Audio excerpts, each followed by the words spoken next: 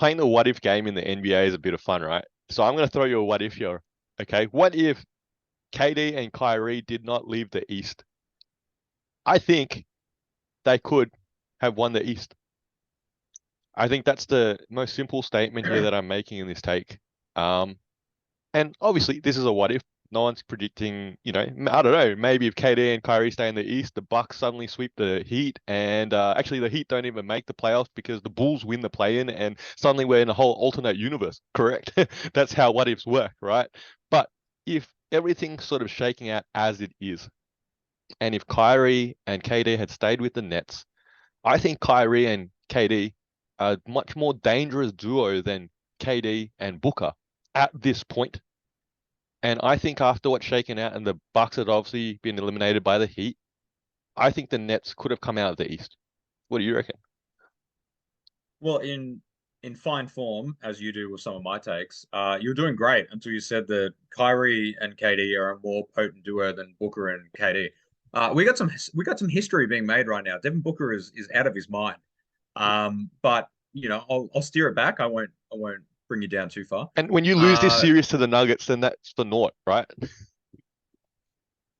all right, we're just gonna. All right, a lot of bad takes in one recording. So what I'm gonna do, the Brooklyn Nets finished with a record of 45 and 37, and the reason why I bring that up is they are 13 wins behind the Bucks in the first seed, and only 2 wins behind in the fifth seed. So, that is a team that I believe went 10 and 16 post the trade deadline when KD gets traded and Kyrie gets traded, and the whole team just looks different. Uh, they were on pace, right? So KD comes back to the Suns, they win 8 games. Can we give those 8 wins to Brooklyn? Let's just do it for the sake of fun. Suddenly, they are now the fourth seed, Correct, well within correct. striking distance. That's where Well I within had striking slotted them in. distance. That's where I slotted them in this Yeah. in this what if there. So they're playing obviously say the Cavs in the first round. Let's say we slide every team down one slot. So the Brooklyn Nets are playing the Cavs, and Cavs obviously fell apart in the first round against the Knicks. Let's assume the Nets can get it done with home court advantage as well over the Cavs. Now you're obviously saying that I'm saying that the Bucks and the Heat upset continues to occur. So obviously now the Heat are playing the Nets. I think it'll be very interesting, excuse me, to see what comes out of the rationale with that trade.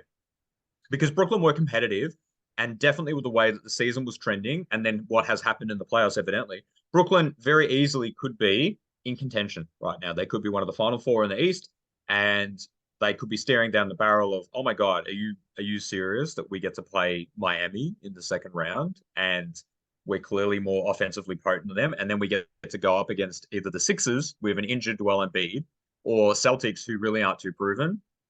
Would be a fascinating what if. I feel like you could do this on a lot of different things though. So, if I think this is probably more of a testament to how wide open the league is this season, right? So if Donovan Mitchell doesn't get traded to the Cavs, are the Cavs better or are the Cavs still lingering around? If Donovan Mitchell goes to the Knicks, are they in a different position? I think a lot's happened in this last season because a lot of teams recognized anyone could win it. And I don't think that rhetoric's really changed. So yes, Brooklyn would very much be in contention. I believe that. I don't believe they would have got swept by Philly in the first round because they can't play Philly based on the matchups, but they don't get swept.